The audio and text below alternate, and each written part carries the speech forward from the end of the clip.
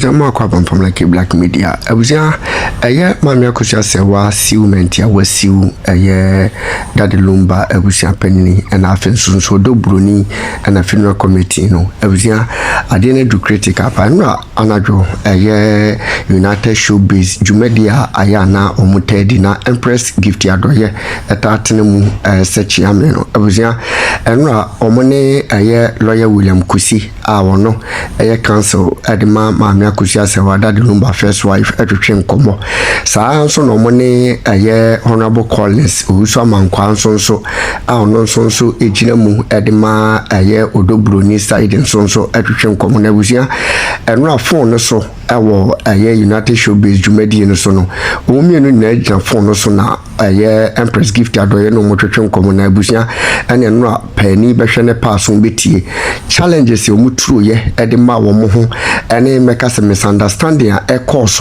and na in fact are ho na sefempa said that the Lumba wuachi and as answer we see na kokos na buzia emra omuwie ye our phone son to kwa no pe and a panel members Kumchacha sorry say or tuja was one de sebi wo beti sika pa kwa wale oba so ye no wedding de kasebi o de beto preku e de aye no one de on court at the end of the day yembe gu nani mase e woni wuachi abuzia no achi no wala Michael so bo na adwene pa abuzia na nya asam ketwa ye empanifo bebre a wo so ewo honum anod enso bo na adwene MCA ye bo a eka na adwene abuzia ne Zion Felix munyina ebo mo adwene wo hwe panel members a wo honum enora ane dwumadi ne se ne koye abuzia ne no obi abu afu pa ene enye yize nsam de kan person kan nkwaje nchemu besisi Abusha baby a wo hwe me bia wo haw ne amane kodan na bia da eda wo so bia no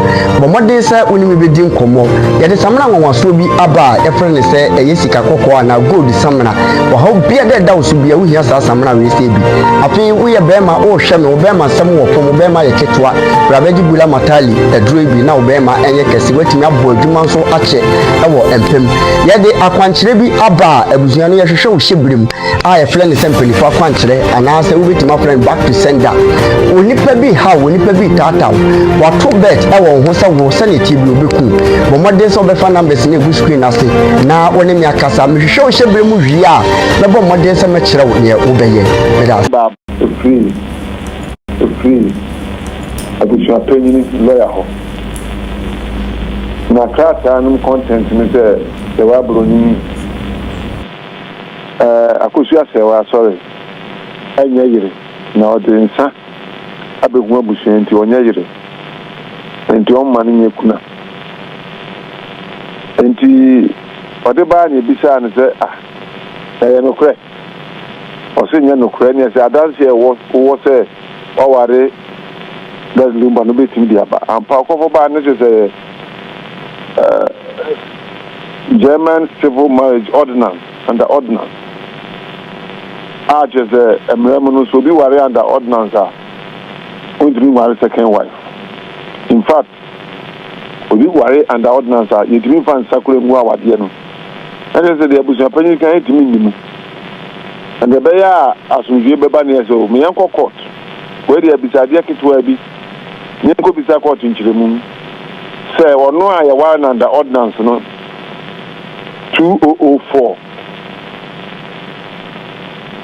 ono na yeyire anase odobroni a obetena Ghana one ne wo yere omuhu an ye yire na se e base court ka se akoso se wa na yire dia na kuna no akoso se wa nkwa na betima ye e bi se side chick nye kuna ana Empress nye kuna mistress nye kuna e da asem ne ye bisa na tietia anye ntoko akase bia ye ni butai bia se pese passport ye no nemo me Empress wie se court mi chire sa de we ansa na 6 December ba asem bia ni ho ye kwa ni abo stand for widow ni abo stand for side chick one no wo mo ba betena ho aya yeri kama obegwa ajo aye bibi abase kuna no de awade ayemra anya abusuan panyini eboso ade ka so bi yira ayemra ebi abusuan panyini de ka no nkonanka odobonyi na yekuna na so opportunity for him no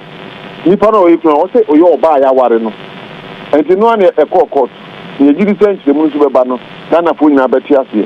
So be worry under ordinance, whether German law, under German or Ghanaian law. Nasa, Oko Warina, one with a certificate of divorce. That one was some Covarina Samba, and Ranisa when you lawyer. Me patrol, me pese me sign ebisa se ebusia for ebusia penino ene ye maame akosua sewa omo antena se e ma omo ankasa amfa yinu ntoto ye no ho ana according to akosua sewa no there be omo impose decisions on her actually na mahu se omo ya committee ana ya ne cousin bi the national committee so na decisions omu take here for instance we don't know about it but here for instance for example the 6 December date within the kasa was so what to say omu nya omu de yin because December bonim the one is so much presidency ko ma na so say and the papa mo and ka akusia say way yet no the say person dey share 6 at usan wakwantu over 6 na be yama na matise abusuan panyin ne nkrofo ka se efunu ni abusuan de ati do mpe no mbe ye Empress me ni omo ya adin se efunu omo de ba ye de nyom de a efunu ni abusuan de ba ye ne ye ma eyire abusuan ene fraternity obi belong to enya abusuan panyin ko na ya yo obi a all interest vested interest dia aka ho ti efunu ni de ne ko abusuan de a enso ye ne de akosia sewa o stake ye ne de ne ma including odobro ni ma e was stake. And it is better said ombe Georgia no agree on things than say bushman penny no about social media no be kan e busa asem no be kan e say akwa bi de callings oba o say abusuan de abusuan penny no be na ekuna they are money oh such statements are provocative me pacho calling say who so man kwa na honorable okay what does it ayi sa bosu kasa no emwa oye honorable na otimi ka say oye akani otimi ka say ebusuafo de omo promote ko fa mpna kra be yekuna how can you make such a statement and you asemo the papa mo ne yepe ya court in terms say be ya December date ni affected the be kan asemo nyina wie ni nyina akoja Lumba kwan ye Michael Jackson ni Lumba the person celebrate it very well but that doesn't mean we should compromise our position as we do. Enti me pacho na me bisa na chese on the 6th year omo ahye se court India asem wi na chese mo makwa ma eye ne nkoso ana oh here no cry ya application for injunction se court mo hold you on me kan asem ni answer enti Tuesday court be chere na so be hold you on and also be 60 days e be di assembling temtem so na be ya December be do ni akayi ye tima ya ye no remember he belongs to the state and a year air busuan kwan President Mama will stake for a national hero and you want to respect that and you are ready to cooperate to ensure that everything is done more I mean for entertainment for you want more stake where you and you busuan penny kwan dia Lumba not here in IIT and also they have to get everybody involved so that we'll celebrate Lumba as we want to celebrate it. Me pacho na ma serve abusuafo no 7 I was appending 7 odobro ni na as of Friday now bailiffs no kwa no apebe biafa nto no yen serve no but transition from to serve because in the event that the court grants the injunction they will be compelled not to release the body okay and the omo kan ho se na be ya o benya notice say court say you appreciate that and that's what we are there. Several transitions, several which are happening. Although we are sure say Monday, so Otienia or no ambrano meji rate no because Ojania is about the tata and she Nina Mantu the same thing. Only not the Omubia. I am expecting her lawyer to advise her. So we are simple matter, a matter of law. What do you change? You can't do otherwise. There are several stories of authorities that although need to be yelling. And you more advice here, red tape cooperative. Obianga say money may yes. Obianga say money play the role. Enkula 5 or 6 ya asem kitwa. So we are ready to cooperate with them. Na ya ye ni kama. But kuna ni there. We are jealously protecting it. Enti lawyer na ye kan na sesi a nipo be ye kuna no enu ti na ye de injunction ato body no so no.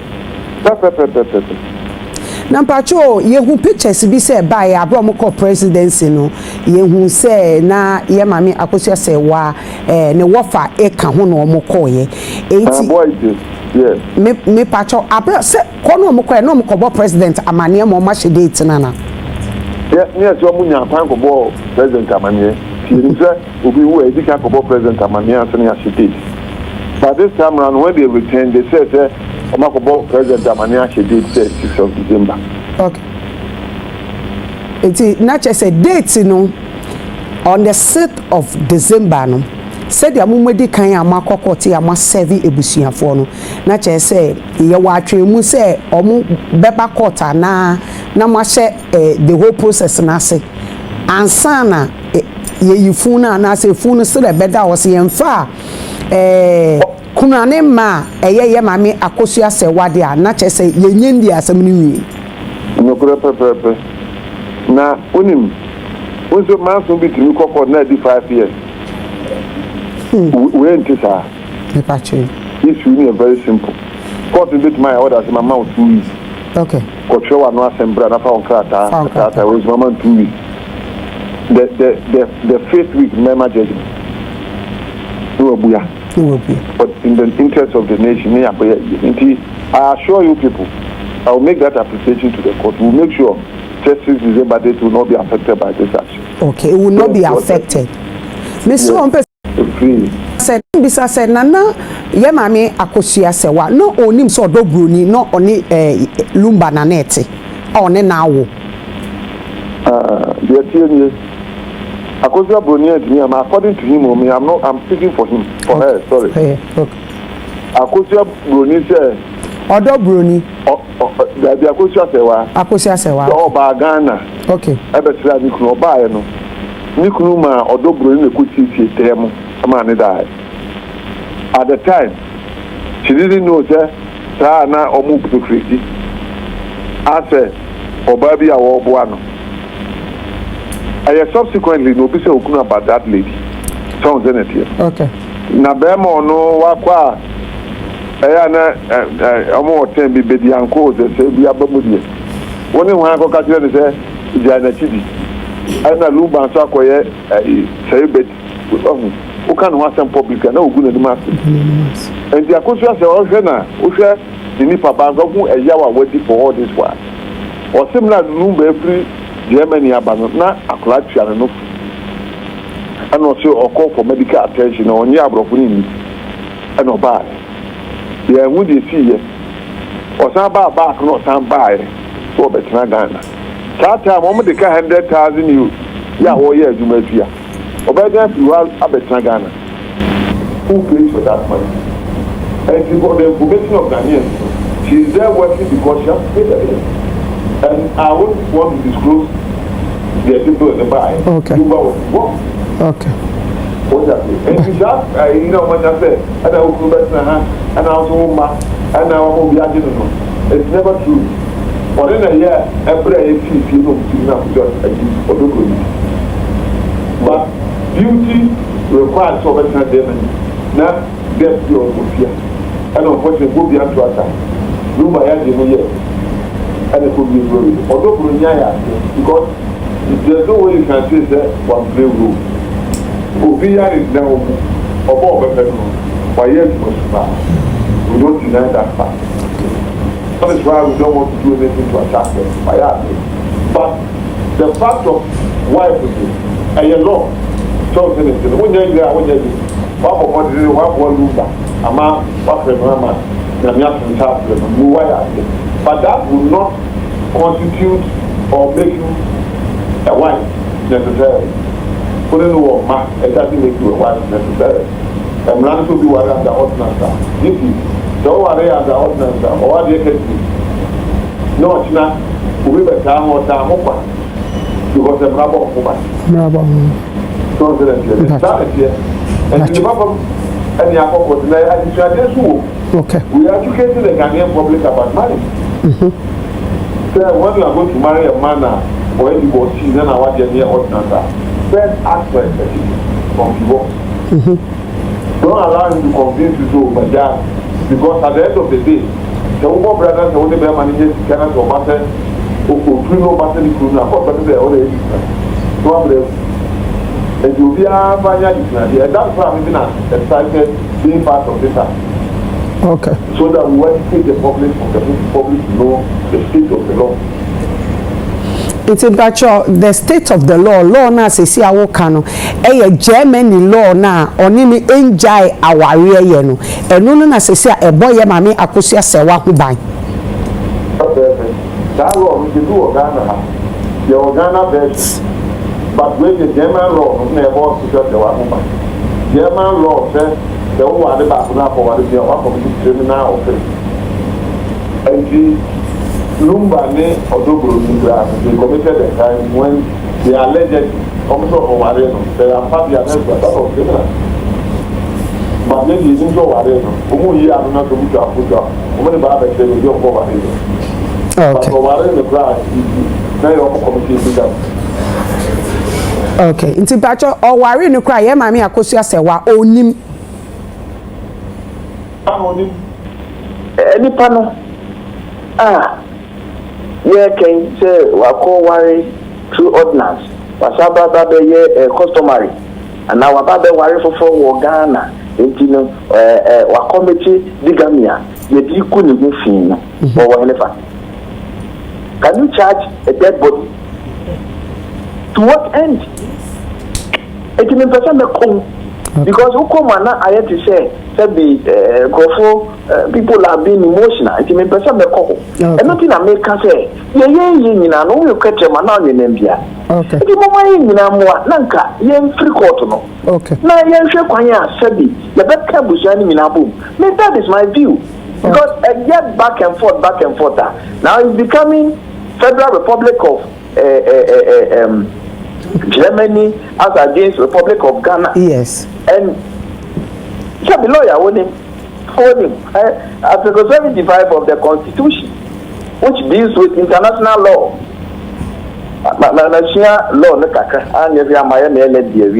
Now, media meaning and say when international law means domestic or national law, lawyer be catch up say national law prevails. No, it depends. There are certain key considerations there. Court negotiation. Empress because you can in area. You baby you kuna. Kuna no you koyama fine. You busunya kruya. Enti mo ma yanti yo ho ase. Na nka ye twasokra e ma lawyer for no nkodi di sika ni. Because lawyer William no obe charge over say do zie de man. Honorable Collins, no be bisasa mesre o. Say ye mame Akosia Sewa. Se wanye kuna na bibi betumi esi ana. Emu de ye se wanye kuna. Se wambe ya.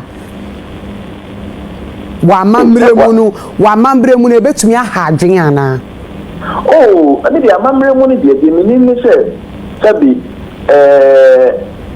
ye babi Lumba wo ye santini ba. Oye this year. Ena amamre eta na yie ne so achi. Ya ti ye jare o mo sasa. Ma no ye nyina se o mo nyina da na chipen. Okay. Nti ade na ye ko jare ba ko na bia ye ja ba ko. Okay. Nti eba amamre ne amane mu no a eno nti ena na me ka say sa we don't good right no. It's different from say obi eye kuna no betima ye kuna ni o. But one, you're careful, idea, you may not have the platform to perform widowhood rights. Okay. Because they see the BIA promo. But they're not a young person, BBC. They will not have a panel said they know, on pen and watch them now, can I some crowd, won't me no mayor bantano. Maybe that is where I'm looking at. That's what I'm looking at. The young Chebby, said we see the boy on the brafa. Now, young man, as soon as now the young mum. Mr. Okay, honorable. Minim say uye obi a wukunu ewu na uye kunafo.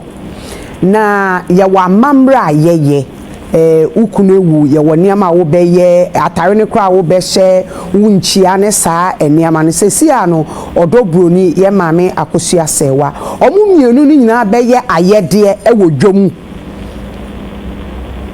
say utie me fa say de busa pagini aka no bia ye busina no say me makansi so bia and also nobody can challenge me. So when it comes to performance of widowhood rights now, it's at the behest of the deceased family.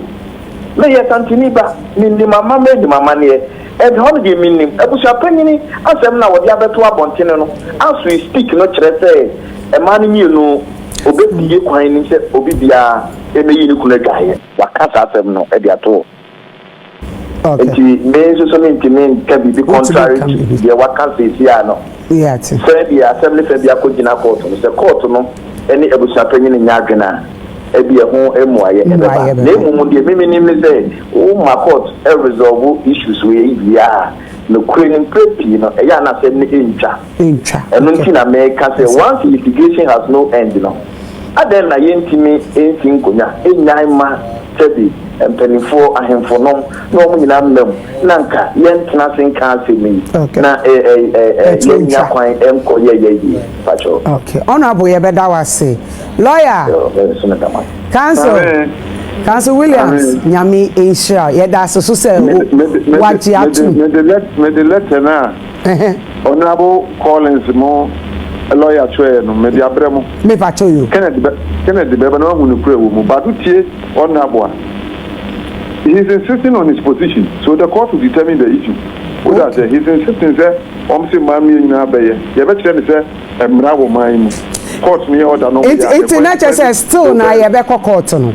Of course, the order it's not just me bacho onye ready to be settle issue. Me bacho na che say mumu issue na mu de akono. Mu de ne say e wo say ye mami akosua sewa e na ono pe e na wo say oyekuna for a year. Okay. No, Empress nyekuna as far as we are concerned, not in law, not in custom. Obi Empress na ne boyfriend ewu amose ne yire ene ne nyekuna. What be that? Okay, me da say. Honorable. Me da say. Yes, me know. Me pa cho lawyer sister court na mbeko because unchisa wa no ye. Still na o say man mienu no be ye. Oh, and America said Bibia e kasa. Mate. Said busa penina kasa. Yeah then me so make me be contrary to what busa penina kasa say. Me pache. Ya mamre ya manye e ho say na yeka. And administrative law. We are talking about customary law. And no na ye dey tinkomoyi. Me pache. Ye. Yeah, that's it. Lawyer, yeah, that's it. Honorable Collins, yeah, that's it. Oma cheche and seven nyamisha. Oma cheche and seven mu bebre.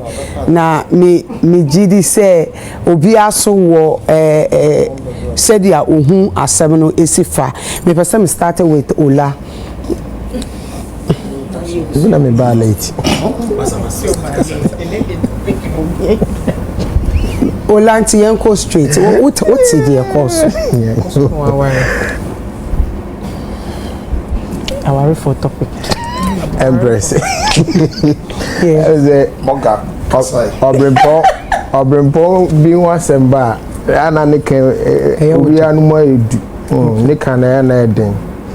And I'm paping so our semba sana yeah, Tianya, everybody is a bit cautious on what to say and what not to say because Sebi ni feel diemu na enye na ni breso no Sebi obi bu na topa no obi nyina etino ultimi nkonko che dey see what them ho. Okay. Etino ye can a bit cautious. Okay. But asem no nyina kra ne sen ye tie that the Lumba nyom several years enyom ni bi wo ho a obeti se obo oba sewa ana maame sewa dinwo e kan nyom ba ko fache odo fache beti se ebo maame sewa dinwo eno nan chance no Empress se wo kan daddy Lumba ba kosem ba bi o hye ne nyom ase free abomoni na na champo record ni story ni nyina no behu ma me sewa edin wom ba me ka sewa na wo se me very specific one say oba broni so de sewa broni na no I just want to be sure also the sewa I don't know so let's just say ma me akosia Germany na odobroni Ghana now daddy etoye before abusia say official mu benya nkai bo se omo de hiato no me kai say media for bi ni papa abusia panyi kodi nkomo ama abusia panyi na nanim to a videos ni wa around o ka say didi kan no oba na wati se wonne ne de hie ne ti no a ne de hie ne wuto no naso no omfa na busuafo me bo na mane nti on de wa soma se yenko na yenko nkohwe se ewu asem na wate na ne kura emho no ka se video na ebe ne kura no ompene so ne ade bate ye echie ne nkomodi osan de ba ne se osuma ni nuanom ne nabusua bi ko fie ho no nonko pese ono oba broni ekasa ofon so ba oba no kra ne na ankasa we abusua panyini asemo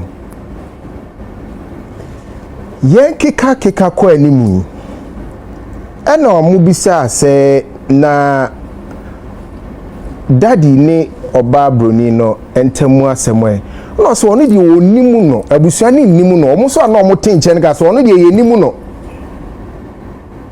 so awari no so awari no ye nimu no obi ama mese awari invitation ye nya invitation letter no nemum akosia se wade ye nim no se na ye awari no Empress ti asem ni yo abusua panyin na ga se yo se akosia se wa ne de omu nim se Daddy Lumba yire no okay ena akosi asewe ya maami ya soso ede ni krata ba abontin before and after the court sermons no a wo che ye date kura oni daddy eye wedding enye traditional marriage a wedding but ye nyina ni say before 2004 everybody knew about akosi asewa pacho on the adenekon okay na busia panyini ya no se wonnim se wa oba broni ye dan na afedie asa kwose sasa okay wasi obeye nhwehwemu ewo ahu ayonkofo na ewo Daddy Lumba ne godo broni ntem okay tebia busia panyini koye nhwehwemu no so oh se omo ware ana busia panyini omo ware na wonnim tie invite o any invite union man na twa won sha wo ye interview no nne no mo ware ni sen hwane ko gina mu e ma mo abusua no senka wa anka sa immediately na say beginning na ibi anka confusion a wo create no ke ma so ti se abusua pese wa ko hwema mi un say ono na hu say Daddy Lumba ware odobroni but beginning ni die no wo nim odobroni bia ni nuanom ne wo fa aseso nim odobroni bia okay se won say daddy ware odobroni na busa panyini ya so asaba beto abonten se akosi asewa ne kwa no de wo nsa bre wo mo da ben ye ben venue he hwana jinsa no efri say wana wo ka so no de wonim say ne ire no it be na wo kwatena say ye retrospective memory recapturing and I was oh so ba no kwa wo de nsabai problem ayi wo mi abusua panyin na me de me blame no ne kasemu ene ni semu kire no ene create problem amai enkanya asembia because wo hwe ya even the adeni assembly save from no you saw how odobroni ne anti akusua yi how they were okay omuti o agentia say eya obi mu kra na for there they showed us oh they are okay no problem But these problems started coming out when this Abusapenyi started talking too much.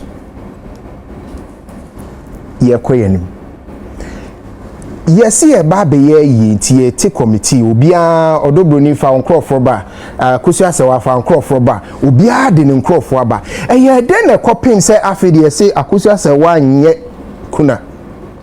Didn't see it. Odobroni. That's not what they was happening to say. Also, I'm me and Nana Bay. Trouble. Let her buy any chess, who worry under ordinance. Our Germany. Oh, Germany. Letter no. It's letter no chere say. Oye Akusia se one a year. Say me worry under ordinance or Ghana ha. Na me kwaye me nkrata de atukwanya. Se me itukwanya.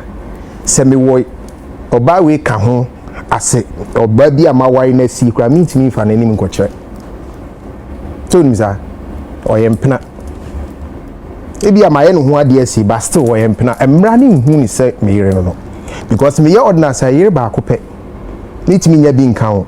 Eti the same rana na wo Germany ni so. Eye one man, one wife. Ubetimi akofa a side chick. Wasema but Emrani will recognize it just one person. And I think say America for crowns from now it's almost like that. Amunina monogamous. Yeah, na ye ma room for polygamous marriages. But opa, then you go to the monogamous, which is the ordinance. The entire me, yes sure say ye ma me akusia se wade asemi court ni say. So wan hwe we ye panyini de nanim be form. Okay. Aden na me ne be mantimi sane 1990s mu ha no meye me ho ade 2004. Unim bra ya bre wo Germany abonten so. Unim bra ya bre. Ne nyuma mo enjoy unim bra ma me akusia bre wo. Na BBC na se be mai bagana no ko na se sabi se no mu chirimi obi a na koma kudi oba afoforo wa na se woni netia 90 aniti mu babi sam meni ma ba fom se me no sam meni ma ba se me ne meche kunayo me one ne cha problem be me ne oba ne meche kunayo Empress me ne oba no ye meche kunayo sabi se yampa se eso wa ware se yampa se nanka odobroni ye mpena etinka odnu yiri ni mpena meche kunayo nze enye bu emayire no so ti ase na se wa ware ne so a ende na owo aware ye monogamous na wotimi nya akwanya be ware bi kan ho was there a case wo ja ware na wo ja why is this woman being able to take this thing to court? The meaning say we enjoy, but this is it. Empress said may worry ya under ordinance. That's a me person ni jaya. Ya ntimi fan sam na say we jaya worry. Ya ntimi fan sam. Yeah, no need customary there. Traditional. What I say, but ordinance na ye ko sign no. Enyan san ye dijai. Na de. Ya de court. Court now udi ne mra de worry no. Hwa na abekọ se ba bi e chichira bo hwa ne san no. Na court no ehwe agye atuma sania mo ba no certificate of divorce mean echrese wuki moja ware until then you are married and sanin kus ensa ware nti ebia no na me wofa abusuapanyini ebia so woti se bibi se sia ebia no onim mra side ne se da bi o ma ware no nye kokoko bi ne ye boy ne ye den sa ba bi gu ware no ye ko ne mramu nti emfa sanwu sa ware no nanka ni papa mu ni afre ma me akusia oba akusia de asie ni o emaye ma uwrachi enye tantantan woni odobroni wo mba wo de ye mfa ntonche so wo ware no so anware no ne no wo mba to oba uni abai monka mum na wo de ebeye amane enyina wachi na wo de ubeye o right na obi ehun sa wo na ye yire no but to the manindi land mu bi akyerede no mane fa bi mekere Empress asembi no de sika kan o kasa o basi e kogina baabi ne agini nsuo na ni ti se galamsey water ne ba be gina baabi kasa na hwan e kogina nsuo na ni then we are creating problems for ourselves my many court sermons is all about she wants to make sure say court declare say or no full stop. The keka uni nyina de friends give me say the court or per se court share na ye nyina ye te ase na prophet Kumchacha so di tu say me akosia se wafusu me na me ye na the Ghana for keka se bi oni ni jani nyina no ye be kele ni nyina. That's what she's looking for. But I'm even sure that if say asem we se court timi tena so ntem na court case okay yeah one na ye na say say man nye kuna kra she will be okay. Really? I'm even sure. I'm even sure. Say, just so you bet me establishing the fact. So say, way and injury. She be saying you do enough, you do a Japanese side now. I want to hear so to me, baby. They are not the young call. But me kind of someone singing now. I'm sitting now. I'm seeing say the most important thing out of it is because she wants that thing to be done. And to be cleared, say, or no ye daddy Lumba ire, or no ne daddy Lumba 1990s more, no monam, or no na ko ofana say ne album bia ye ne delay for 3 years. What you say? Or per se, she wants that, but me my mene crank, I will want her to fight for that right, because say you obi mremo be me friend you. Mu yensa musa say midi twatwe say na ma me kraten mo che say ye papa Lumba ye Germany o ana amoni afri so also ye Germany na sabi Germany na oni oyiri Germany ware na mo ma German as abanu wa sedie bi awo yare mpokra na German abanu so wa sedie bi oye mawo as a citizen says asedie ne ba so na enye odobro ni ntia na ye German aware ntia nti senki ja aware a ade na asede no neguso ba patro on ye kai it's no when you besre afani afa tokwa no emfa so mba ye ntinase abusua panyin kroya o creative problem no ono ansan from nyina ne ntinase because ade also tia sen that Lumba ne dishe boy Ghana nyina adia say oye beauty say me a nka ye metranka no ho asem oh me the example say me do that Lumba okay me dey perfect man but me do that Lumba oh ti ase oye Ghana nyina de hye oye tumfo de hye Ghana ye de eno say Ghana de nti ne timi kwa ye vigil want me stop here no but so one hwe ne kasa mu yi no anka manyi no amuma obema na chi aye basa ye na abusia wawie o dia ne funu no ye funu na ye sie ne wi a wawie o dia aka enkwada no ayire nom se ye mentimi ka ne se ayire nom a ayire nom untimi nko intervene biem na wa be creative problem amom timisre no onya ikasa de di kan de tosu mienu onfa ne nansi form na o make sure say de we nko ye nkotwe dare wo court nche yemfa ensa engu ordinance aware onjintum na yentrans ne ensolve asem na sabi meni abani odobroni a kame sumetimi akase mame odo panyini di panyini jaima panyini ne nye ensa hwe enyi hwe mfiri ho ho ofe enti wa ho ofe so jaima panyini ne nye eya amamre na okoye o enye se ode kwa eyedi kwaye party ya amamre jano simple ye ware wo kan ho a wo beto panyin jama ne nye na asem ne nto enka enye fe abusia panyin na so di sankomo we na ni kwase e kotwen court me dase v Empress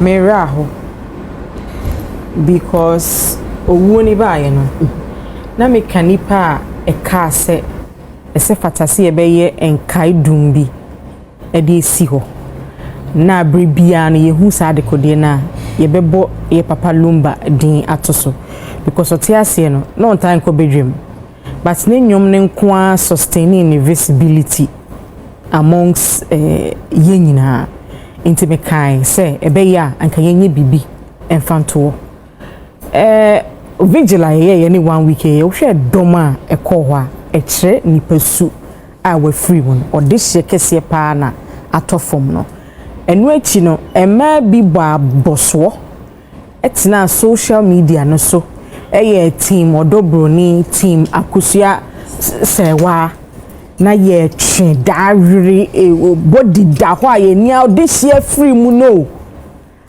ne ma pa obeye ye so kan na wotwe mienu miensa no ye jaya to ho ene ye team odo ena team sewa ene ye twe ekoba ye kan edi nti ne ye twe ye si kuna na ne den ye kwa akoteti owufuo ene otiasefo ntem enu ani o sawo na so wodo ne chen obi a ka body ne ho ne envankwan ye kwa akoteti owufuo ne otiasefo ntem enu ani kuna yo Empress na odihye se ye creative arts mu ye dihye da for mu ma ye kwan ma ye nsunu se de ye pesi ye sunu because ye kasa oye one of your biggest cultural exports ye wo free your mind mu adidi mu akose oba program bi so say ya obi timi frɛ o se wo kwai mimi ye team odo me ma wa pose ukwa kanise ma ye na ye na kuna no ye soa hanki asoa sadin asoa anwamo achi yiase no obi so asa from ye team say wa me na me kwa kanise me nka bi mo bibia munya ye na ye nsu ye de sie Lumba ye creative space for no ye nsu ye de hye se de ye be se yesu no ene na lawyer ne kasa no se we betimi aye marriage education say Lumba we marriage education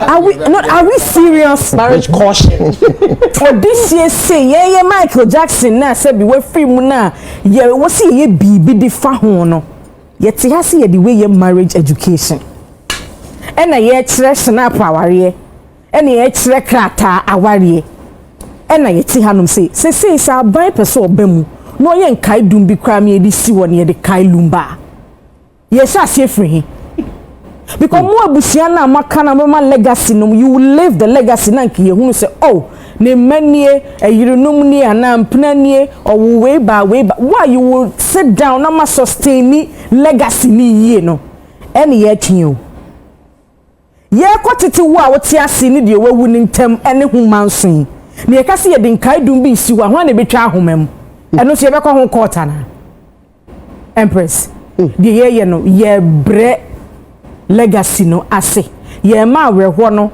ate akofom and it's so sad say enyum no ye mbobie mu lawyer no decline with communication na ye fahad na ye tye pene kuna na no ane settle ho free owufo ne ho wo pese one ne kwa ye be ma ho kwan munya ye na ye nsum ye de hia ye creative arts ye space ye de hia ye nsum supa no nkope baabi na boko e de ne ye hanki ye be so an ye hunu bi da na sesai meti ase sa amamre no ewo ho but de e koso no e ma efeudie eba Lumba brand no eho opa Google Daddy Lumba sisi and I show the kind of stories are ebe popia if say Daddy Lumba no nim say bibi say besi ono ti ase kra ne nkomo kra ondi ne kese ne nyom ba ko ade ba ko e nsema makramo I said nsema esi ena ono ba wan kase obia ne nkokuku na ho wan kase obia ne enyum no kuna krani eno na me problem no Empress kuna any problem na ni wo echi anye basa onu de so e wa ko se won no wa wo ye busieni no e de na wo ye fasa ko o be ya asamando ye di asem o be ya no be fa ba no so be asem no what is this ti accelerator no so no ko ye ntimi kra anyum no ye ba ye chera penkofo na radio so e momu ye breakdown me hunu anyum na see and everybody was moving towards our energy no it will be framing kan tem say okwa akoka team odo kona akoka team odo brunity me ka team bia munya ye na ye nsu ye desia or ye creative space ni mu asumdue mu that is all that I'm going to say. Thank you Sofo Mame medase ohun efe that's you empanifo e kasa yi nyina no ye beda won ase na emom no sade menua ba ho fe vida so aka ne de eno so obi a be kire na dwen na emom no man so ne de ɔwontwe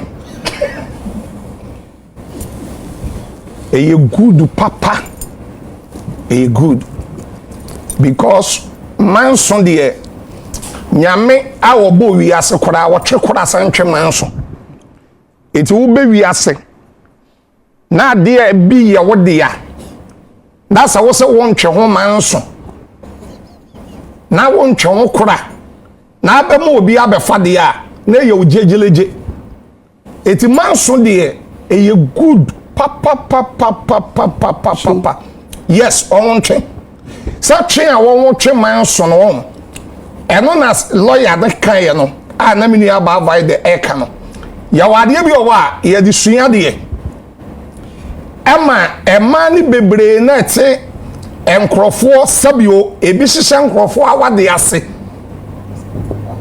obi a mame obi a ewiase wo se obi kun bia no me ka no different way wo se obi kun bia wona na etwe mpra no what is that driver near o twi car oni lances obi a wo ye den obi a woni obi kun etwe mpra bia et is that driver near o twi car oni lances okay o twi car na oni lances yenye problem ba da wo di bebo ni pa ku no sa da no na wo be hu se wo problem so wo bunya bo obi ku ni pa police bad wo di kan bi sa wo lances wen na wa say abehwe insurance road worth na wa check ba wo bi ya won krofo bi o wa drive wo be 5 years 10 years only licenses only problem koso men tufu se jai koso chika no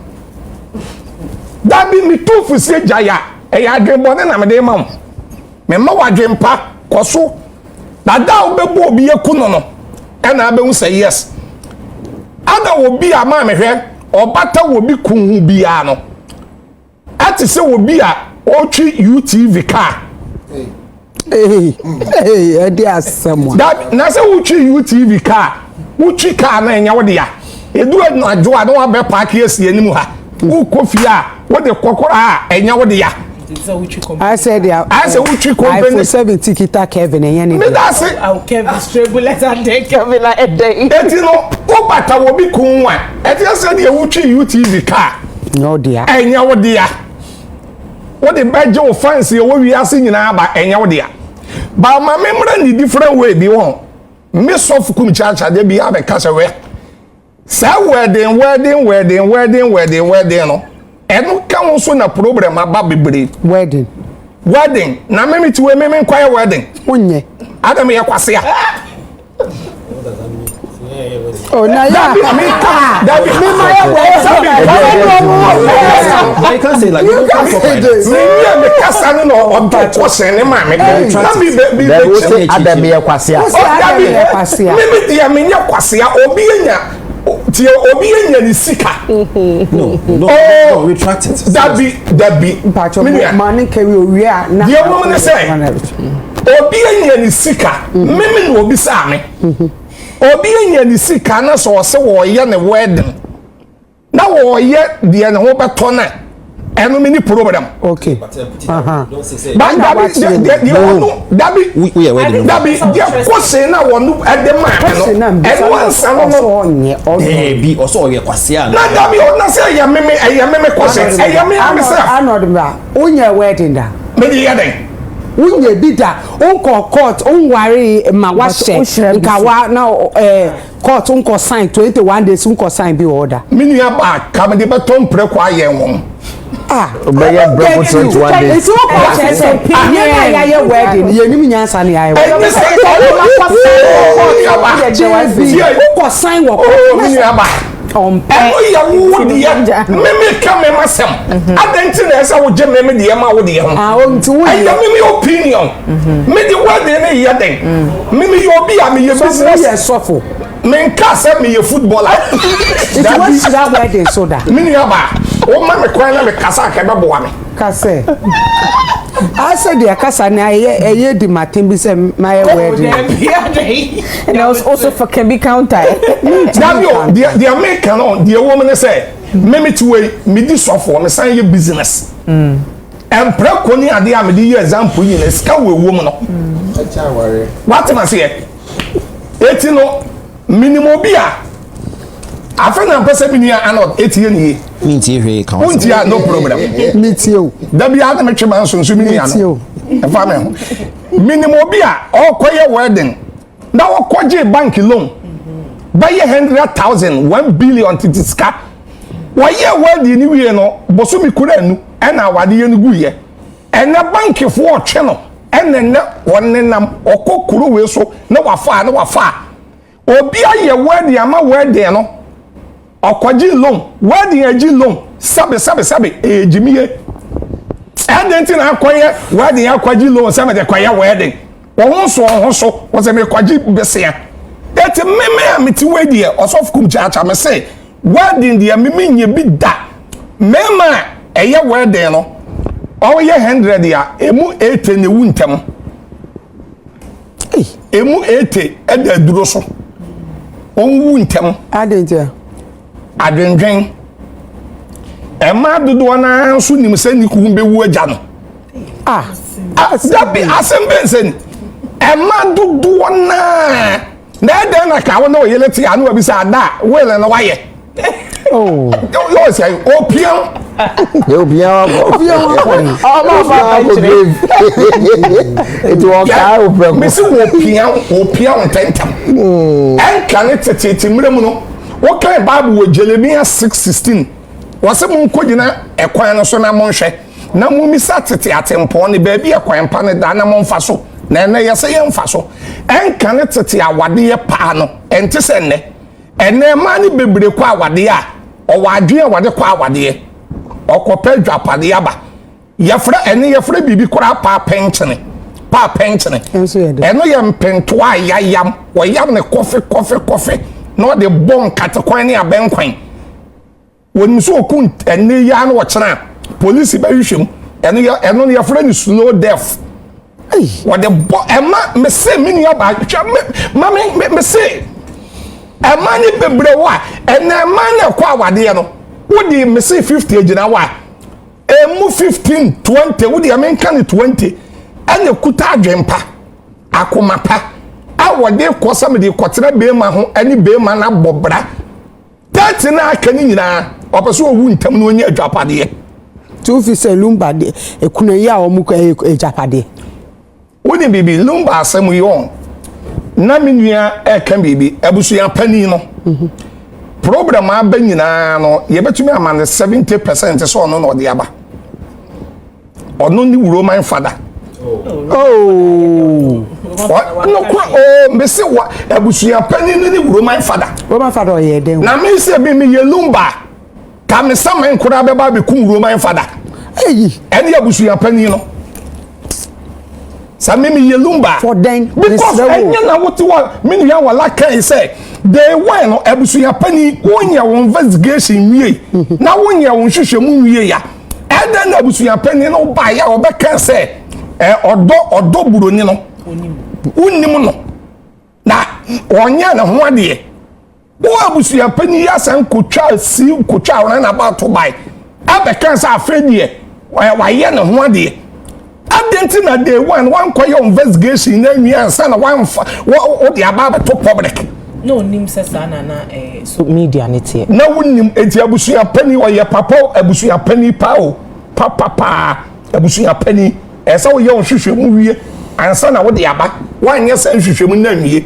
number 1 and number 2 wanye hwehwemu na nwie no maami ya wo Germany maami sewa akosu ya sewa wa wale court awade eti court awade no awade no eche se daddy Lumba enu kwan se otumi wale bi omo yade ekan ho senti na make wedding asem no okay because me te wo no me awade baako awade mienu ene me ensa sofu Kumchacha me condemn dabi me condemn adenti na me condemn me nyame ya madum na me nye skat say ya papa kwa me despite me wale mienu ya mienu ana me ensa aka wo yere ho me ya ba o wale dodo a winning check. Meme wale mako nyina dudu ewu ntam. Agendwen. Meme wale mako nyina dudu ewu ntam. Agendwen obayi batete wa ahawa ma wanya stroke wa no wanya BP a na wayale dadem ubewu am wafuro japade ye midiaba Samson wale baako wo Bible mu wonya tete saa Solomon wale dodo wanya problem wo na wale wonya tete answer no don't lie to us. Yasi mebu awo. Yasi mebu awo. Onya problem. Yasi tell him. Remember one me dada on dada. Yasi mebu awo. Problem onya. Kan Bible. Solomon wonya tete answer. Catch me. Catch me. Problem no onya. Catch me me. Read. Enya kan what you want to say. Quote for me. Quote. That be quote to me. Say Solomon akwa tete. Ana me say quote to me. Atete no wo de quote to me. So see me ready. Ade no quote to ye. Eti me dey ready. To pa che say yirum mienu aye papa Lumba ware ne eye. Yirum mienu. So o wa ye quote de ye. Eti na nu kwan so obe wale obe fa foforo. So obe fa foforo de ya na ye mpra. Ba o se abusu apani na so ase abeda na no se de odo no broni no wa ye no ho ade sentinel e wo fie sentinel ma me de ayiwa de ni ba mu se Lumba nye wedding a se ko betumi awale mi no ko betumi awale mi ensa what ma se enna ma me de wedding no e be mu eti de ewo mu America no se ma me sewa no the owo ana Germany mami akusua se akusua na sam na wo ka no bimu die wom ton kokot won kokot wan kwa na yensua de wom ye good paw se mami ne ja kokot no kura medi na wo yawo ntonko wonyile na wo se bibi say ya fe sa de ne say no ye di sua de ye bi wom ama mo kan say Empress. Point of order. Order ben King Solomon died after a 40-year reign, likely of natural causes around age 55. Okay. His final years were marked by spiritual decline, regret, and the consequences of his actions, such as his many foreign wives leading to idolatry. Thank you. Quotation there. That's quotation. That be why I don't so reason. We know be adin chere. Kawase me obi adin chere. Waka onsa me here me quote to ye. Ebi ametu so and so, John so and so. Ne de any quotation by. No problem. I'm quotation. Or your research. Oh my quotation. On the Sunday school no call. That you. It was kind and one who tested no. Oh, so we are the lawyer. Sorry. Kumba go be. Team Kumchacha.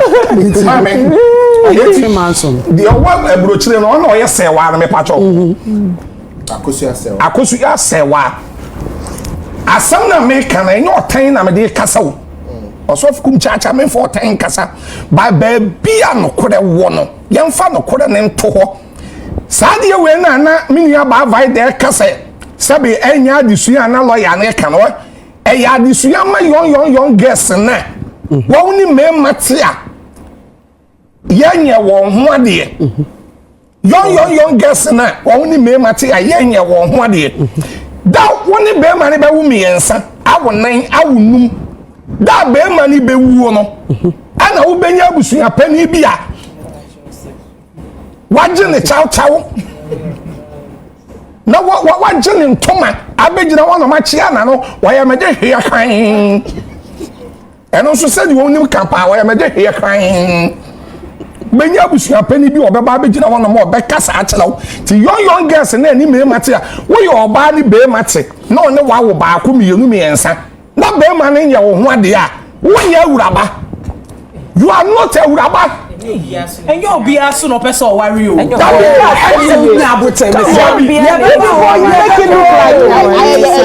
one size fits all. You'll be an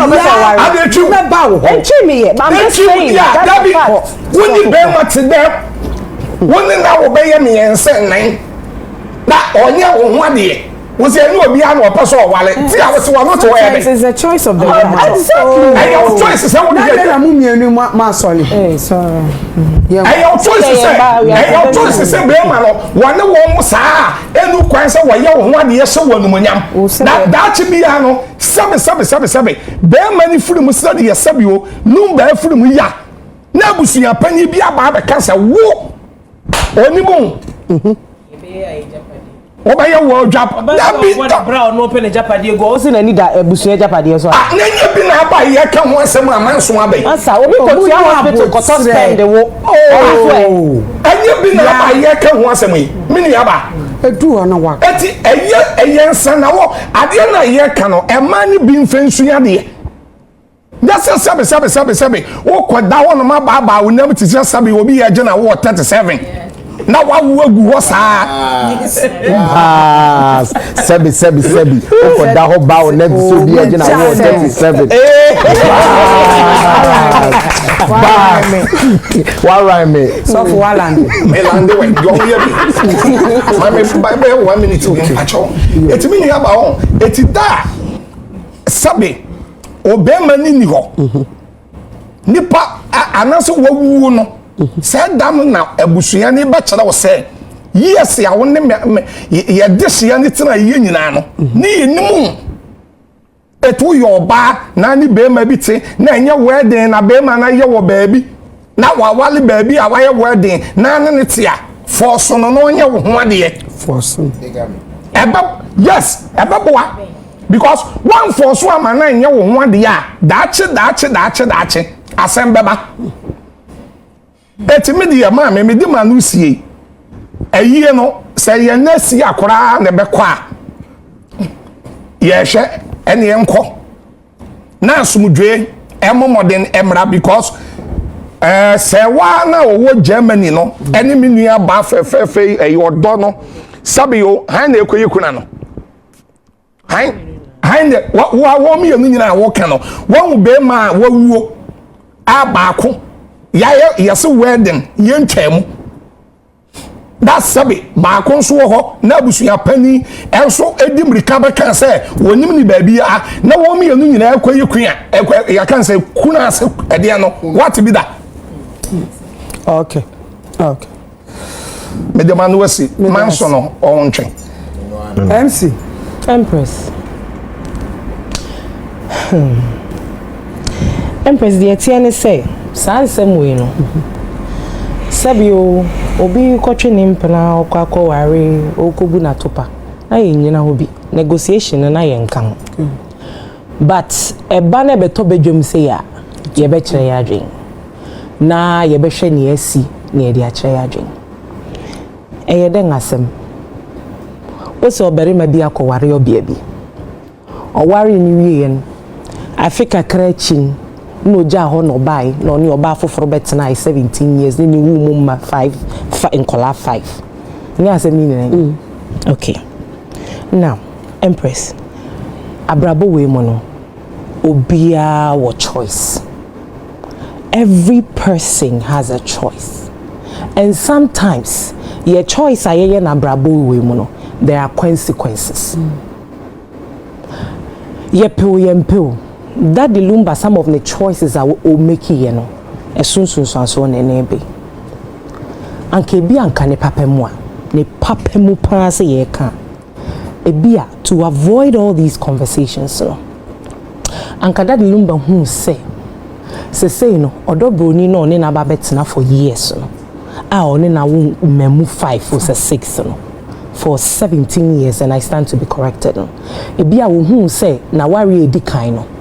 On pebium na bianca was so taking the necessary steps Emma kind of saying chemu seeking for divorce. Yes, na ye chemu send ye fata na nka sankomo we na enye den Emma Empress mirahu if he say onyum to ni na ye born ye ka no asem no ana no ono no to nyum mi say ebe kakra na mede mensa go mebuai daddy e mewie ya na ebe yo ye na mesuni faso bia ya no me o say esun kosumu dotia kodotiem okra fo su e me recall meja mo me da bremu ni adaka tia ono no bra wo be boye sebio ni petitiri a wo ye enwuma a wo boma adasa nis edin a wo be gi ye ni na echi no 6 feet ni na no de kwakwa akɔhye fom enti ye ya ti asase so asese ye prikuna yi ena hwan na be ye kuna o na hwan na ye de yo ni ye bo akutie o ni ye release video bi wa ha na amanfo ababoso esi social media hours non stop team odobroni team ekuasewa ni ye di we atem ni ye di we atem ni ye di we atem ni ye di we atem Empress check na sha ade bi se wo hwe wachi na wo kohye dad Lumba emeka kreka ya na odi wasase so a emma mienu nyinara ode obuo ma omo in the sense say dad Lumba gina simpie so ti so silipi say ne yire kosu ase wa waware no no senia na amanfo ka se onu na ebia wama na eduboni ama wayare ne enye sa na tie na akosu ase wa ontumi nye sada saa so na dad Lumba gina simpie bi so kire mu se ye odofo pa mantem me dofu odobroni oba me ne tie. So these are two women that have played a major role in Daddy Lumba's life, and the man in question never disrespected any of these women on any platform that I am aware of. Wembu omumienu ninano enimtia bebia na sisi eba ne sen na sedia yeso odobroni sa lawyer ne kasa no kan bibi se ena odobroni ye side chick na den eba ne sen ni abedu hei because me ya me na kakra because Daddy Lumba akọ baby bebre oni odobroni enenam oni ni gina simpie so kire se me dofu me hokafo oni me owo me nchenie akwesi next e kire ma o se Daddy Lumba show so omo be form ni kobo biara Daddy Lumba insist se mo mfa mere odobroni enkan enye sa show no me mebo na Empress obi tie chu obebu sase na kakra se afimu nyina san komo ya koso asebe oba akro no yamfa na asie o said ya de side chikisie no yamfa na asie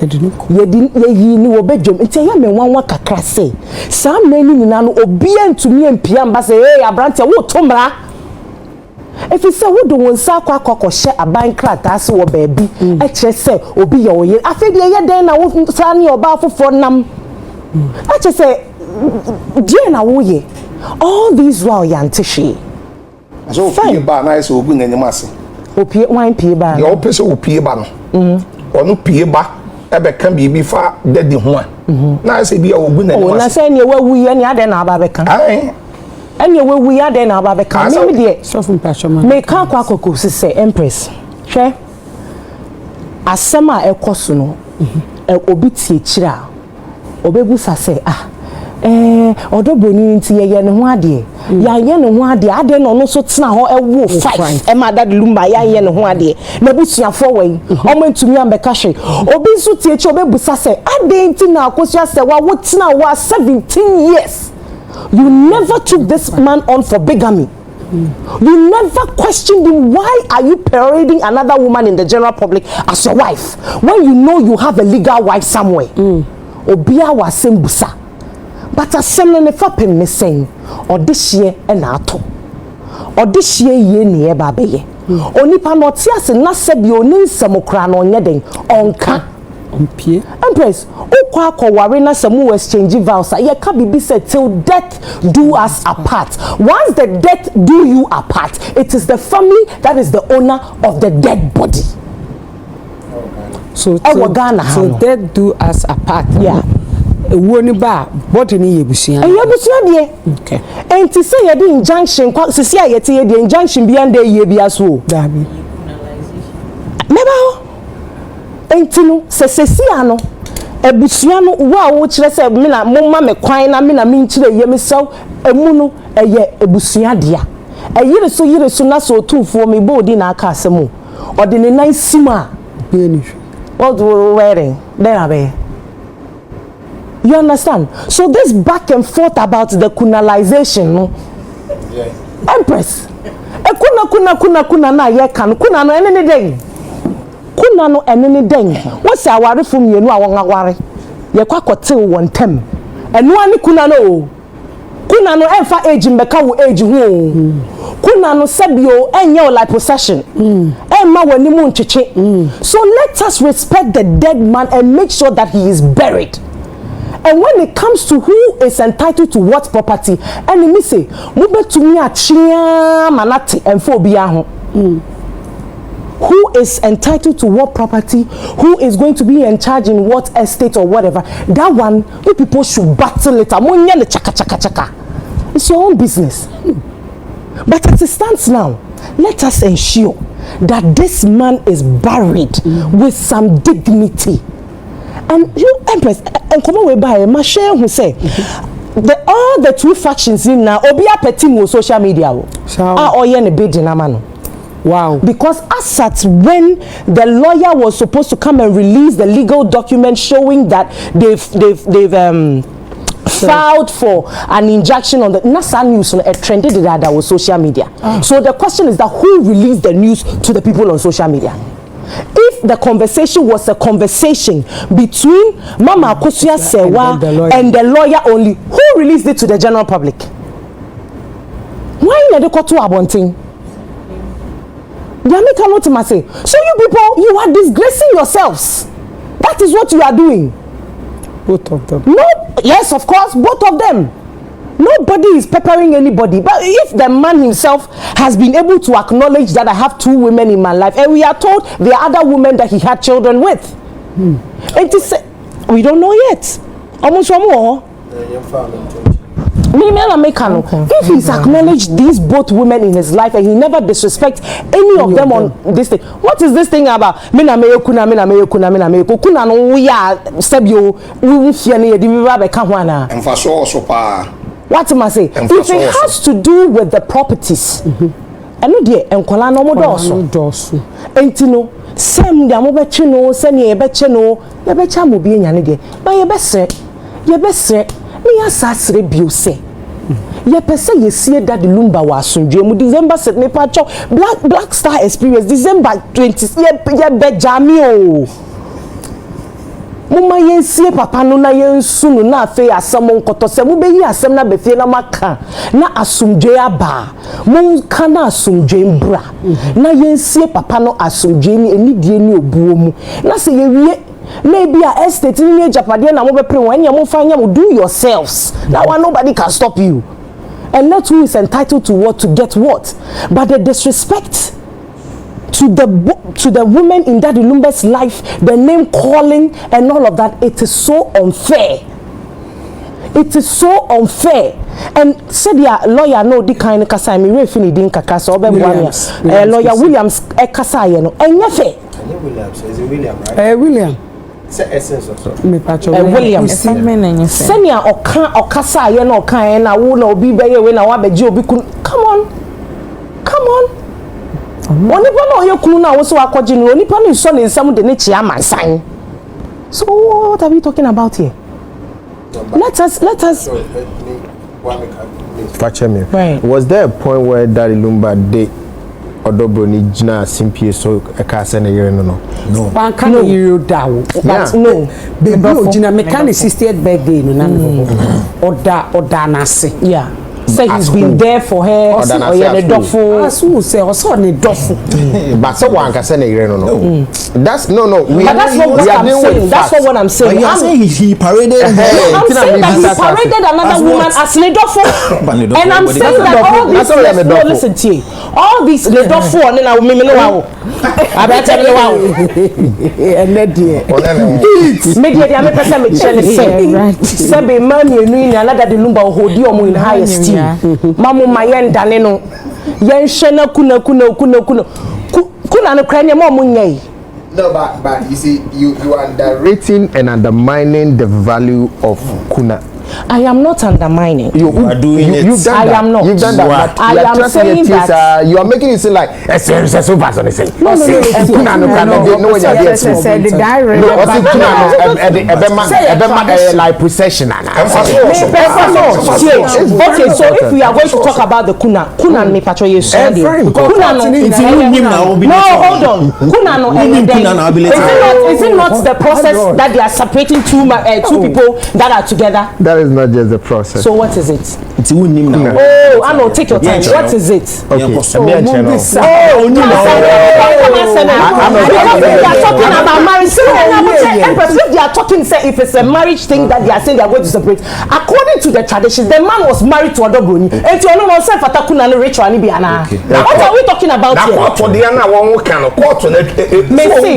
They court the normal. It's no kuna na ye kan. The definition of the kuna. Who will be here when they not see in trade more court. To me, and no na bigamy no ho. But the second person's marriage is invalid. But you see, the kuna, we are talking of the kuna. The kuna is separating two married people. Now, according to Abusia Penny, and according to the news that is circulating and what was just confirmed by Honorable Collins, he is saying that there was some form of marriage between Daddy Lumba and Odobroni. So that no chess our be hot yeah. No cry whether it was recognized by law and or the traditional way, not just our be it's never so almost yet 2 on them. It is me but I make cannot myself. Me bow.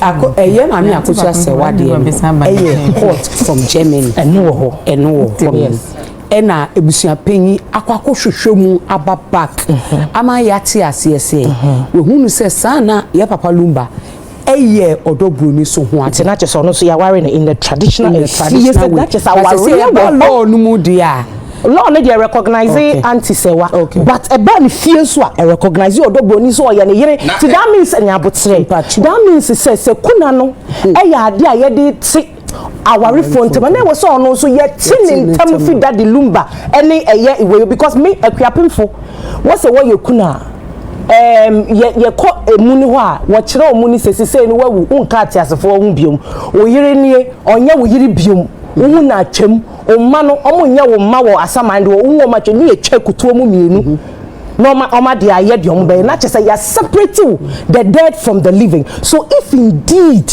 there was a traditional marriage between Odobroni and now we are not talking law, we are talking kuna is tradition. So if indeed there was some sort of marriage, then that means to say no so no that means to say no Odobroni no any Daddy Lumba there was so no so ye dey ye ti omontem. So do you understand? And we so mu yi asem be no mu ni no mo tinase. Do you understand? And let us move forward from this. Who is doing the kuna? Who is not doing the kuna? That's what I'm trying to say. Is no onipa no be yano. I mean, come on. Don't let me say things I don't want to say. Yes,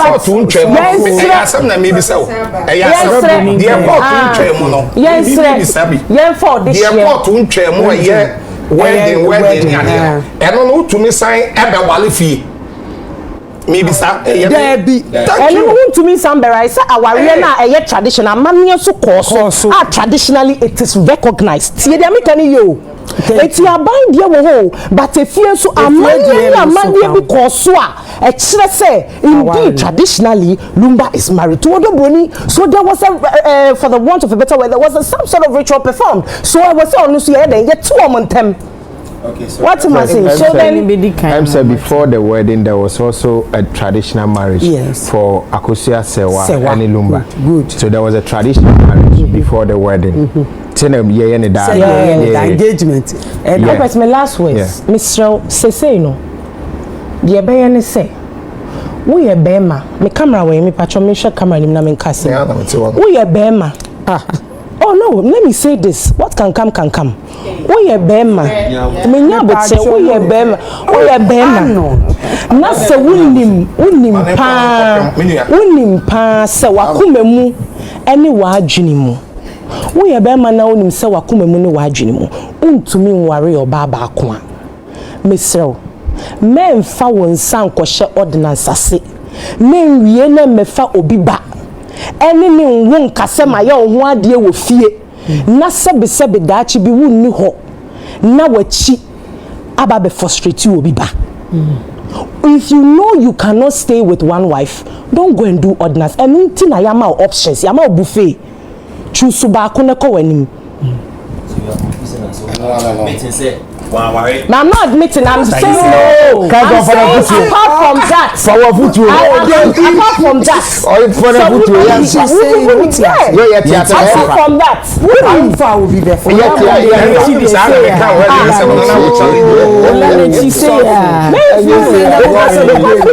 thing is that if you really cannot, and you know, you remember and Krofoka esumipi. And I always say this, don't go and do something na ebema onwaye den. Just oba or person worry no. Na said your onim say wo first wife, obefa second wife, obefa third wife. Obetena ho. We know Muslims that have married 5 wives, they all live in the same house peacefully. And to say to me and for one son kwasha ordinance ase na nwiem before obi ba say wo de ma ya onwa de wo fie na say dachi bi wunni ho a ababa be ye problem e simple that me na me kan yelo Zion train Empress Zion asem kese na abanon in the media space no say asem sia na ya frɛ omo omuni di wo ho na ya domosko nti se akusha se wa lawyer e ka se emfa we enye case study a on carbon bia in the past so many things sisi ebia esi ani afa bia obi oye nutritionist waka from the nutritionist side of the issue obi a oye footballer say na ya hwehwe from different angles in a lawyer ba no ka say asin we abai additional ma or say the case that I think say it's the right sense. And then again, Lumba is a huge icon. Remember attention about so many people na sorry be free. It is unfortunate drew this point. When Lumba at all from no beginning no marketing kitchen I shall say ban I'm saying no the way things are going a be escalate amano ayo west. And I be drew baby I be dream. Send ye wo funeral committee e wo ho no. I'm sure say your chairman room and honorable Collins, right? Collins. Or say or vice chairman. I think say they should also have a spokesperson or a PRO. I know the TA or very good at that. Sister TA very good at that. One casa. It be my time. Or measure to quiet. We have a more young majuma. Casa be no. And I think say I may be doing a way and a week kasa that we can say. I think this morning I watched a video of Ebushapeni any Tony Best Kasa or I think Akuma FM in Kumasi. The way Ebushapeni even after the court in Sanabano the way Ebushapeni Kasa say will be in a general park at China or to Boba Park. So I'm like, really? Conversation being I insane amount for Kano. You pay just one person. No Kasa. Send be uniform na honorable college in Jankase na obisapani in Jankase na obi so on committee member in Jankase na busa we say me Lumba akonta no na I will be na e in some be eba na meeting honorable Collins I think in the course of the week on Kuseboje Kasa o peace FM our car say e busuan and a determine a kuna. Today's conversation, the first part no, or such in no, I can say court determine. I feel or say we be no, or say I wish opinion say Odobroni any akusha say one now, and so vice chairman of Funo committee no, what is he telling us? Because what he said on Akosabaji's show during the week, Obaha, the first part of conversation, no, Ochenjino. A friend also no, Obe no, no, so I call back to your car first, no. That's what I'm saying, Kabeya, Empress spokesperson. Because Jumao, and you will be on also Kasakeke. Esa now a day, so many issues about, and that is why I think say we are here at where we are at the moment. And it is very important, say, you better clear this kuna free hall. Say Beya, you queen money, you queen him. You really now, you say, because every everybody know, you pay kuna for. To get your pointer. You been either a year or even after a year, no. You been here kuna for. Now, fe ya solve this time. Ni akoye we na fe ye ko omampanyi ho ye ko we ho ye nya kuna for a why de ne ko o me nyina be ko. So I think it is right that we solve this issue right now. Now o hwe omo Rachel Semos na e no for pena akusha se waso here. Yeah.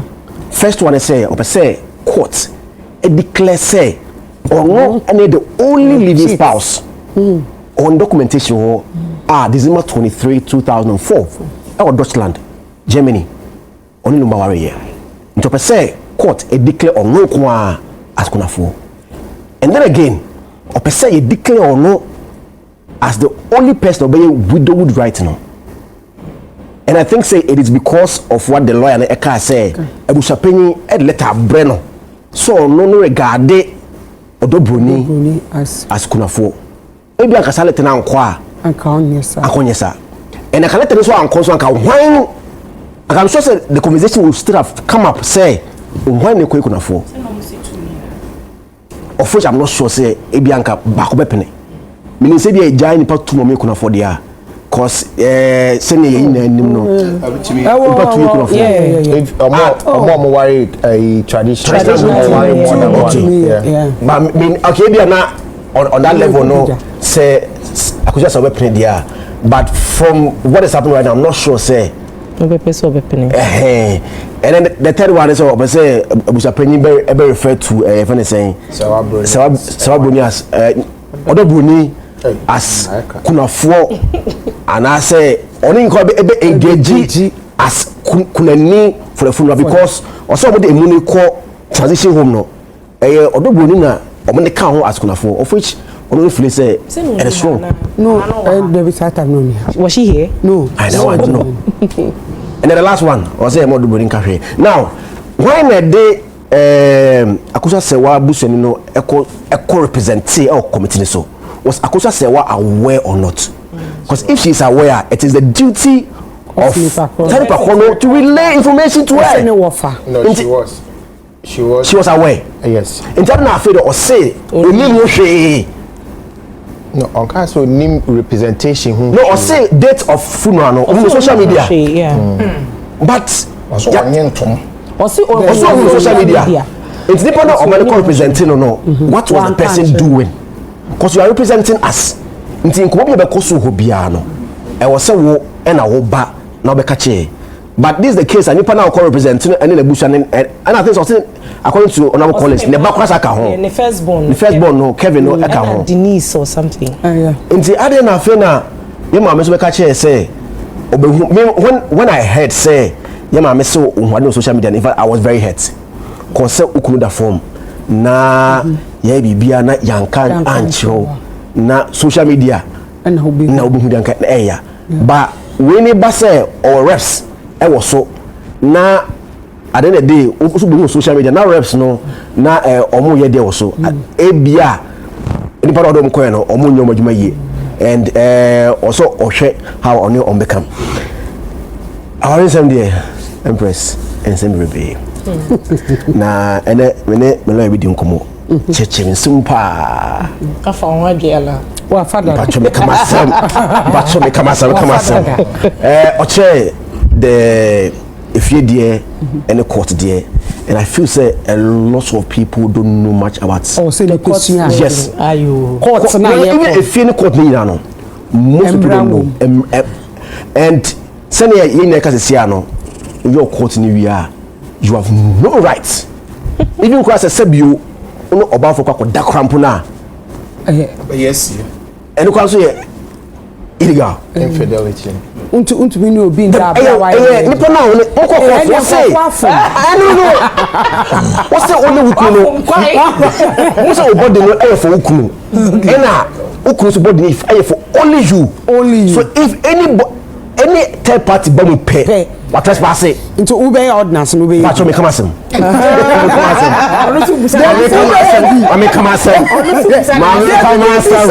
me kade me lawyer ka chere me lawyer ka sa afa mo hadwe pacho no ya ne me akasa ube ordinance me lawyer no different from lawyer no Empress o hwe me according to what me lawyer ka chere me se me tiemu ya na so oye quarter you can't marry again. Wow. Any marriage that you do piano is void. It's void. Enye juma. And then again, so if you are here, you quarter later to somebody else. We if you are according to my lawyer, no. We if you are here, later. And now want to mean kasa no the ordinary court. Unless you first one, that's what he told me. No, yeah, we don't mix this. Oh, so that means your customary. So be your customary. It is we engagement. I was so we be engagement. And I say Empress, there's nothing like engagement. If you are say omo friend. No, but no a customary rights and I will pay for me. I know. But okay, so yeah, call them it's no in the case where we have right now, I used as a case study, where somebody married in Deutschland. Okay. The other person came to marry in Ghana. No. What lawyers are saying now. To article we almost about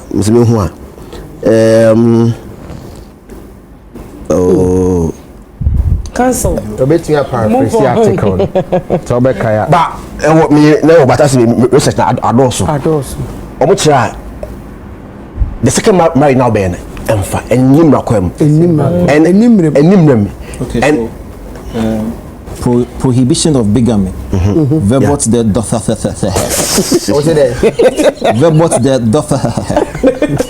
A marriage may not be entered into if one of the persons is already married. Original German. That's Dutch, you know. A marriage may not be entered into if one of the persons is already married. Yeah. Wow. That's law. Yeah. Into so warrior. And I think that is the same as I say. Into no where I should from the explanation I am man. The na warrior legit. Any day na warrior legit. Meaning say you almost say omo kasa sin wo fie ena anye yi ena kopi o quarter I think the court na akopi ne de omo nyama ne wo ho na yen solve na yen clear we free ho na ye hu de be but my question is say there's no injunction on the funeral until before December 6 na court new assassin we are Baba ya re kwanze yenko so you go without the kuna for na okay so court ne ma order bia ya we can still go ahead and according to lawyers what's the rate is say right now na you say injunction akoto ebusapenyi any other bonus no injunction no so they filed for it by en grant and because almost say it seizes the process which mean and twaso that's what I said. No. Okay, so you felt you will be file. This question each year. I had dog or on Chimunam. So file a be court. Nipa na or ye defendant. So a day on also responsible. Near Kano court. That's a judge grantee injunction. That is when everything ceases. Copim time I be cancelled. But in this case, bakwa file. There is no response yet. It's yenyan transem so. It's na Mr. Collins neka say see aye ka say aye ne beba so. Because judge bia entra say. No even there's no injunction on the funeral.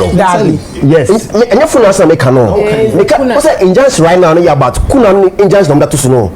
Injunction yes court say see na yen kwafo mi sana omo serve omo eye no. Transition. Yeah. Odobruni any ebusia penny. So I say the plea of Saraboni say court enfa injunction to ebusia penny so say or declare Odobruni as kunafo and then again almost have another injunction and to Odobroni so from calling herself as that's the two injunctions in the already okay, so for this is what they filed. Okay, share a first page now or say an order restraining the defendants. So Odikama defender here Odobroni any transition. Okay, their agents assigns workmen etc. from 1 either collecting the body of the late Charles Kojo Fosu and a 2 from the morgue and a 2 from performing the burial and final funeral rites of the deceased. This is what they filed. So they are filing, but a judge there's no injunction yet. Not judge that's what it means. Now say a year so or the injunction 2 years. We are filing injunction. Filing now we're filing or the court to say injunction. That's right. Yes, yeah, exactly. Injunction too. So yeah, filing so so we're filing. I just say ebusi opinion and call for so. That's right. Thank you. Now for judge you open case no na. Yeah. Okay. Yeah. But I think what Arnold is trying, Arnold and I are trying to say is my yanka say the injunction to so. Okay. Yeah, me and can say because you find injunction too. But Zion yeah, it's not mede mano esino. Omonye ntem. Oh yeah. Say court. And utilo na because of what Honorable Collins was saying. Still no because the earlier submission of Honorable Collins not or try san ke yin ko fi. And sabu akoso asewa lawyer say oh the okan eto asum onya ko nyaaya de hian say asanya solve. And later Honorable Collins esa kasana ko esa de o kasana enye lawyer de no say ni yen ko court. So it looks like court ni e de beko. In the court nyenye ntem so say yin hu so hu Odobroni N7 no. Nti yen hwe how I be hu Odobroni ni 7 na enipa 3 no yakọ court na yenye ntem before December 7 because after December 7 shows be bekoso. I also call Apaholic. I also call Beam Concert. I also call Afro Culture. I also call so many shows.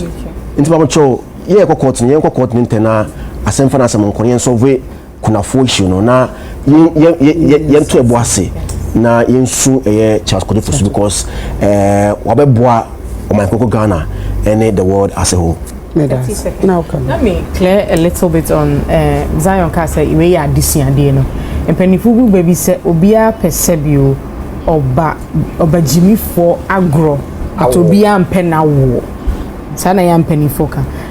Ebetimi asua ne ba case study na akoyeda de Lumba ne ha me because ekwa ebe say you use ono a obo ane say efie nsensem a we chain na de bia ne ye friend lawyer na ye horo no wo radio so na fi akoye fe udi akosi am promote onto so obia fokoso so na ntina me bu be no say obia pe Bajimi for agro but obia mpe na wo what's my say ude unya obi na say bia sebi o na dwen na ho na oni media agro pro by koye oba wono wani nye ho ntina me ka say case study no ohwe ya ne ahoro de Lumba ni secret na obedwem but still no ane ye go so yo we have no choice. What's my say? But Uncle Bassa can say me no kamepe.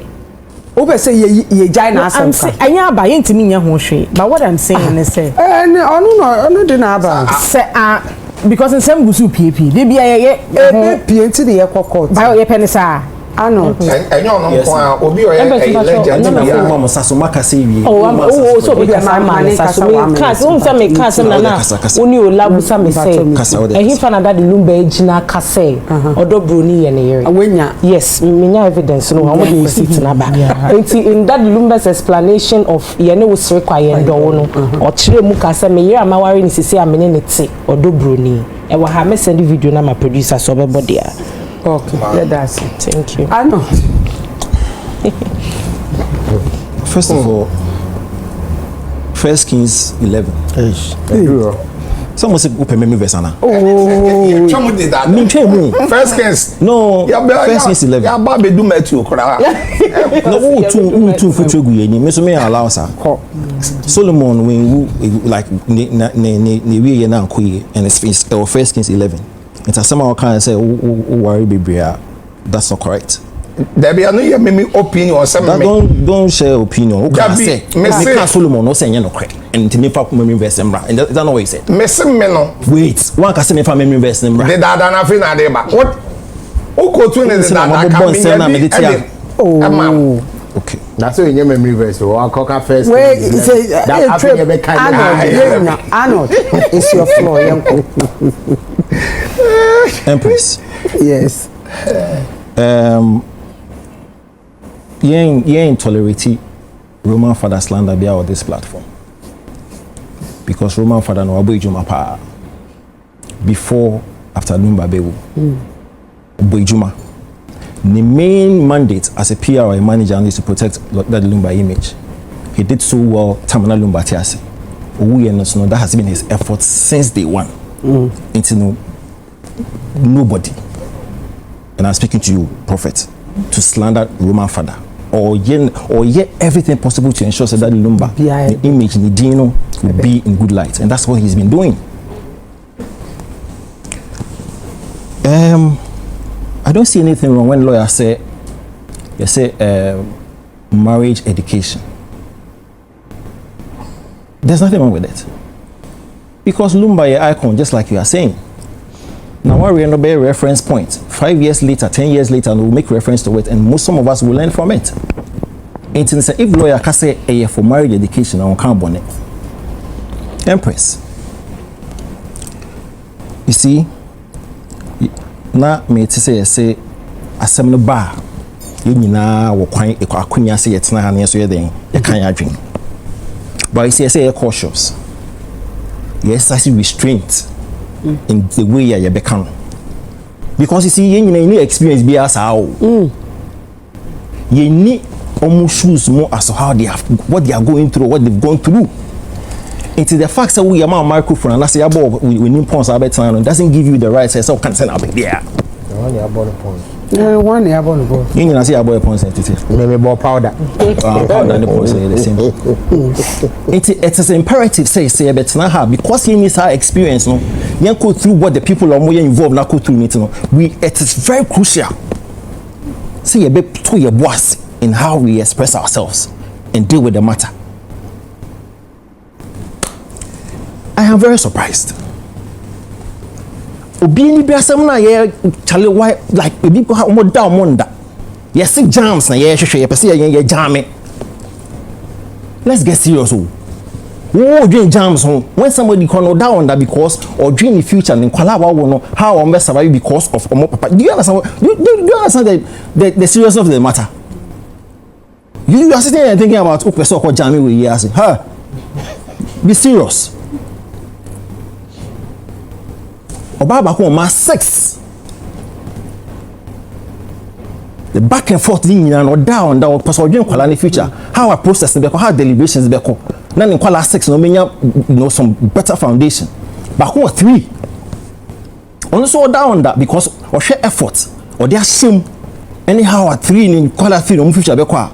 That's what she's thinking about. Who also person jam. Jam in April. Massa. What's the question? You're careful. Because Empress, lawyer and Kasam, wasn't that the Lumba Aja, Mame Sawafi, Gemini, not or breastfeeding one of the kids who. And to walk through it. Single mother Kwalami and over the years of time of Papani Fee Roberts Nahano. It's a whole can't offer no one. You need to yourself checking as to how you say it. Obetina Gan Hanos on the back on Odobuni, I was 6. So 15 years, 17 years span, my many back on nation. It's a walk aside, so we're careful.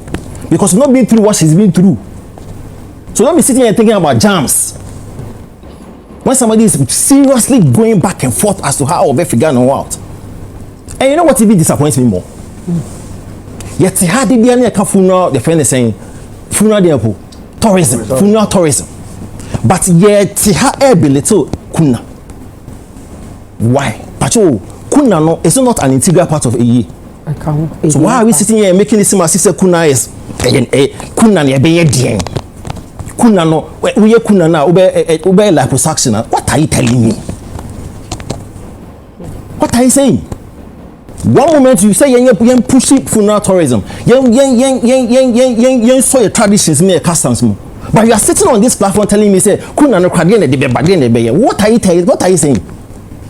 So they should fight over the kuna. Is that what you are saying? Pacho. O kasana mu ambemu. Ubemu. Hey.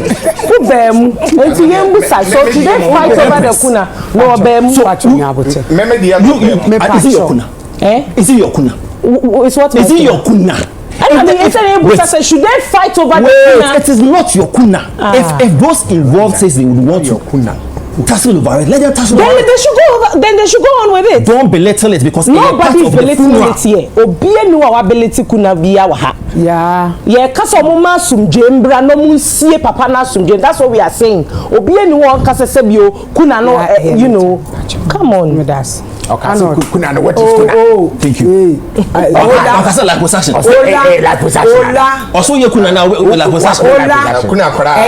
No kino ola. So be na waso. Oh, sofu. Me ano de yan. No, let's be serious.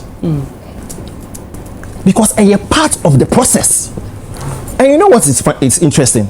Sakunana, we feel say in your no, a precursor to what he said about say asset defense sharing. You may think say nothing, but a precursor to what will transpire. Even when there's a war, we can contest it. The echoes about kuna. And somebody's way of protecting the assets is a sharing a basic. So don't sit here and be little kuna, because a part of the process. Only experience. Don't make it seem as if say, wow, they fighting over an opinion. Oh, see, not say it was a better thing. We appear review near you, Empress. So, Mr. McCann, he has a right to say, she has a right to correct me. It's a slow down when we are dealing with critical matters. A key. So, Empress, they are cost away now, you see. Okay, the last time we discussed Lumba, and I told you it's a noise mommy. Because it should not in any way affect money legacy. It will not. Because when it comes to musical prowess, he is there. One of our biggest. Ain't me when it comes to the legacy as a musician or as an artist. But so we should be careful. Say a day why echo protracted because there's a likelihood it could be. See, in 2006, James Brown, it took 15 years for them to actually settle the legal related matters. Prince William in 2016, it took 5 years. Michael Jackson in 2009, it took years for them to just settle Nixie. When they used in 2012. Aretha Franklin in 2016, it took a lot of years for them to settle. They won't be calling who won the pillow asset. It's a mystery. And especially if the two ladies, 1 week in the FFF. So why this noise? Why these factions and all this brouhaha? If it's possible for them to do that in 1 week, they could also do it during their funeral. So why then are you saying that we shouldn't say that they shouldn't fight over the kuna? And I mean, maybe sir. Maybe sir. Question. Proceed. Focus.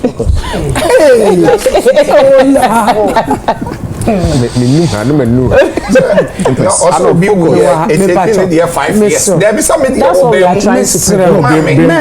Oh, that be also will be taking 5 years. And I'm 17 years. It will say taking 1 year.